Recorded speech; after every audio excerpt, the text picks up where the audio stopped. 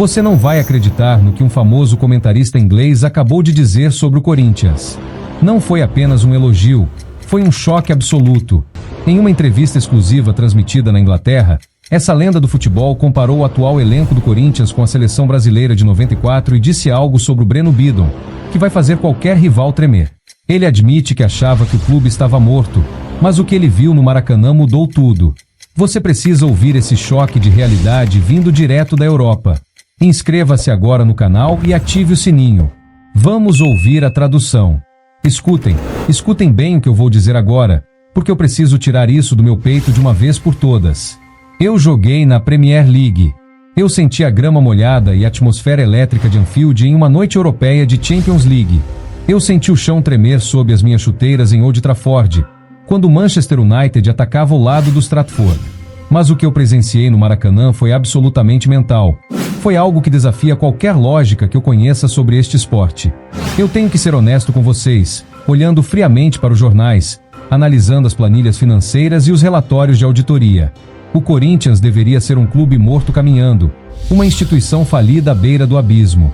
Na Inglaterra, um clube com uma dívida reportada de quase 2,7 bilhões de reais entraria em administração judicial imediatamente, perderia dezenas de pontos na tabela, seria desmembrado e desapareceria nas ligas inferiores, caindo para a League One ou League Two, como aconteceu com o Bolton, o Bury ou o Derby County. Isso é diferente de tudo que existe no mundo civilizado do futebol europeu. Esta é a loucura crua, não adulterada e visceral do futebol brasileiro em seu estado mais puro. Eu joguei contra brasileiros.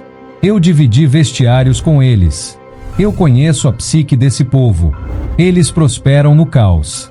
Eles se alimentam da desordem. E o Corinthians? Eles não apenas sobrevivem ao caos, eles parecem beber o caos no café da manhã como se fosse vitamina. Ir até o Rio de Janeiro, entrar no quintal do rival em um estádio mítico lotado de adversários e silenciar o Maracanã com esse tipo de arrogância esportiva. Isso é mentalidade de clube gigante. Isso é o que chamamos de proper big club mentality. Você não pode comprar esse tipo de atitude no mercado de transferências. Não importa quantos milhões de libras ou euros você tenha no banco. Vamos falar sobre o treinador Dorival Júnior. Eu olho para ele na beira do campo e eu não vejo os braços agitados freneticamente de um Jürgen Klopp ou a ansiedade intensa e neurótica de um Pep Guardiola roendo as unhas. Eu vejo um homem que dominou a arte do futebol de copas. Um estrategista que entende o xadrez do mata-mata. Ele me lembra vividamente o pragmatismo daquela seleção brasileira de 1994. Vocês se lembram de Carlos Alberto Parreira? Não era sempre bonito de se ver? Não era futebol samba a cada minuto do relógio. Mas, meu Deus, como eles eram sólidos, como eram impenetráveis. Dorival armou esse time como uma defesa italiana dos anos 90, cerrada e disciplinada, mas com aquele toque de talento brasileiro mortal no contra-ataque. Ele pegou um elenco que supostamente estava lutando contra o rebaixamento, um elenco que os comentaristas aqui nos estúdios de Londres diziam estar acabado e sem perspectiva e os transformou em uma máquina competitiva de vencer duelos. Ele anulou completamente os pontas do Vasco. Ele encurtou o campo. Ele tirou o oxigênio do adversário. Foi uma aula tática, uma masterclass que dizia claramente para quem quisesse ouvir: eu tenho o escudo, eu tenho a história e vocês têm a pressão de ter que ganhar. Isso é gestão experiente. Isso é um treinador que entra no vestiário antes da final, olha nos olhos dos rapazes e diz com a maior calma do mundo: relaxem, nós somos o Corinthians. E isso basta. E então, meus amigos, nós temos que falar sobre Memphis Depay. Quando eu ouvi pela primeira vez que ele estava indo para o Brasil, eu pensei comigo mesmo: aqui vamos nós de novo, mais uma estrela europeia indo para umas férias prolongadas no trópico e para pegar um último contra-cheque gordo. Eu estava errado. Eu levanto minhas mãos e admito meu erro. O rapaz entendeu a missão. Ele compreendeu o espírito da coisa. Vejam bem, na Premier League nós falamos muito sobre paixão e desejo, o famoso desire, mas às vezes isso é manufaturado para as câmeras, é teatro. Memphis jogando pelo Corinthians, parece que ele nasceu em Itaquera e não em Moordrecht, na Holanda. Ele brigou por cada bola como se fosse um prato de comida. Ele não era apenas a estrela de Hollywood. Um passe no pé. Ele estava voltando para marcar, dando carrinhos, fazendo o trabalho sujo que ninguém quer fazer. Isso me lembra de quando Carlos Tez manteve o West Ham na primeira divisão, quase sozinho com pura raça. É aquele status de herói cult imediato. Ele traz aquela disciplina tática europeia que ele aprendeu nos maiores clubes do mundo, mas ele joga com o coração de um menino local, de um moleque de várzea. Essa mistura é perigosa. Essa mistura ganha troféus e constrói dinastias. Agora eu tenho que destacar um momento específico que me fez derrubar o meu chá na mesa do estúdio. Breno Bidon. Quem é esse garoto? Sério? Onde eles encontram esses talentos? A maneira como ele se moveu para construir aquele segundo gol? Aquilo foi pura sujeira no melhor sentido da palavra. Foi pornografia futebolística em horário nobre.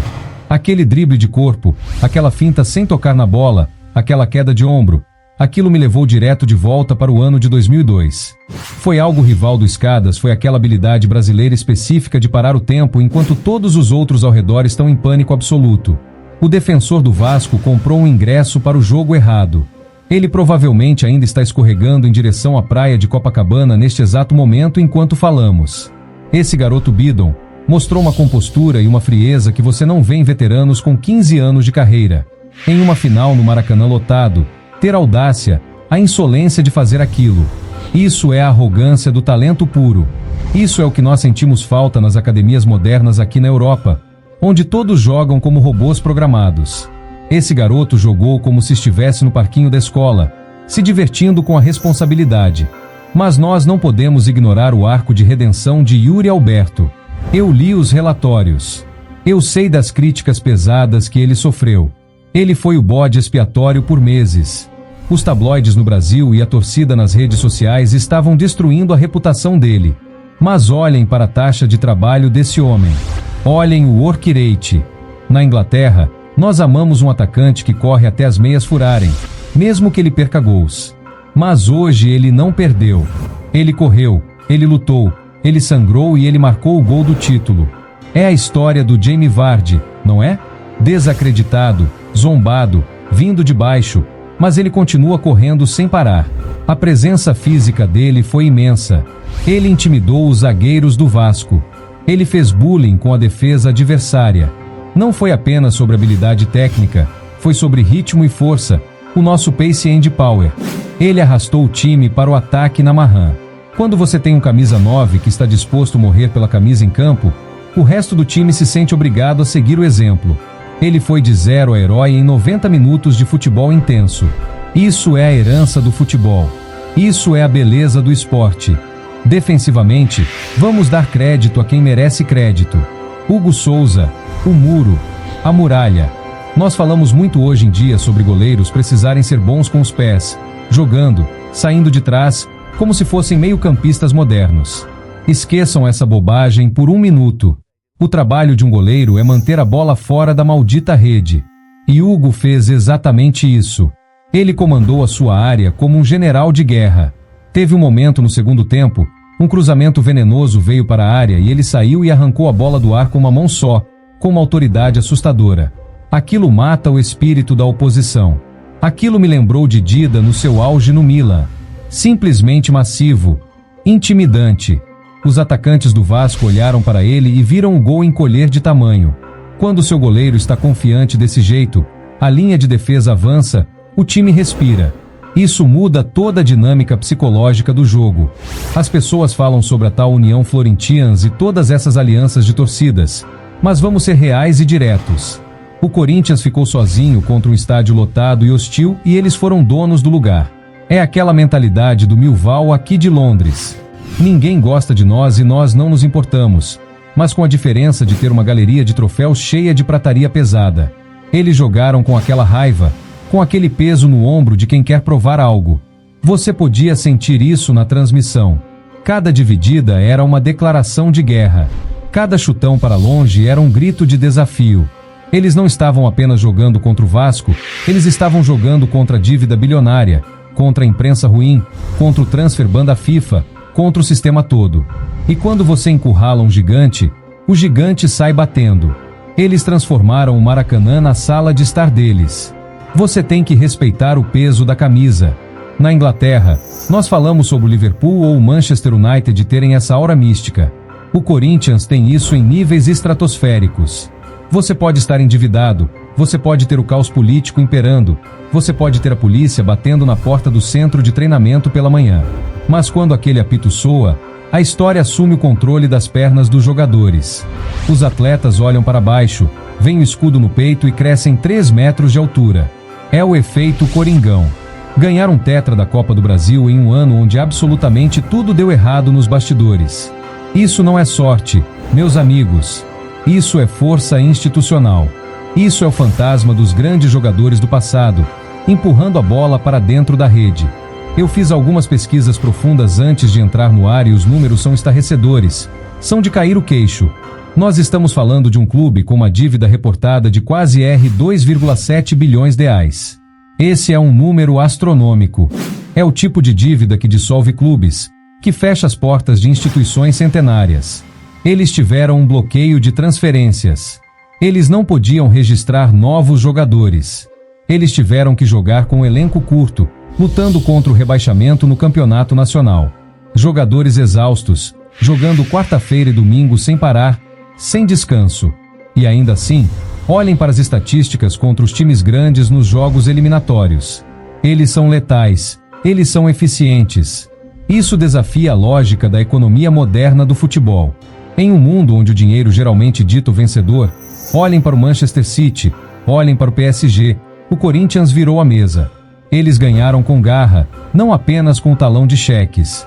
Finalmente, considerem o contexto do escândalo da Vide. Eles perderam o maior patrocinador da história deles.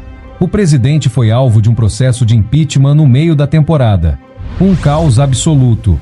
Politicamente o clube estava em chamas, ardendo em crises, mas no campo, foco total.